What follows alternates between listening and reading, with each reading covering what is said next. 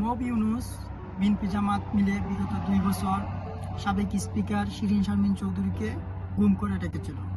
শুধু গুম করে রাখে নাই, স্ক্রিনে ওনার ছবি দেখলে আপনারা বুঝতে পারবেন বিগত 2 বছর ওনাকে কি পরিমাণ অমানবিক নির্যাতন করেছে বিএনপি জামাত। এবং গতকাল ধানমন্ডিতে ওনার নিজ বাসা থেকে গ্রেপ্তার করেছে এমন মিথ্যা নাটক প্রপাগান্ডা তারা মিডিয়ার মাধ্যমে প্রচার করেছে।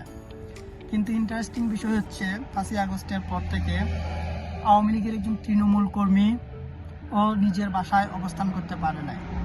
আওয়ামী লীগের একজন সমর্থক স্লোগান দিলে মব সন্ত্রাসীরা তাকে মব করে হত্যা করেছে, কাউকে মব করে থানায় নিয়ে দিয়ে আসছে।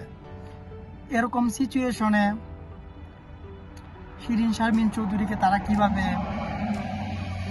তার নিজ বাসা থেকে গ্রেপ্তার করে, এটা যে জামাত বিএনপির গুজব প্রপাগান্ডা তা সুস্পষ্ট এবং প্রমাণিত।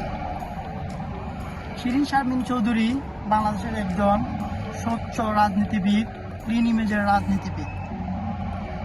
ওনাকে গ্রেপ্তারের তীব্র নিন্দা ও প্রতিবাদ জানায়। জয় বাংলা, জয় বঙ্গবন্ধু।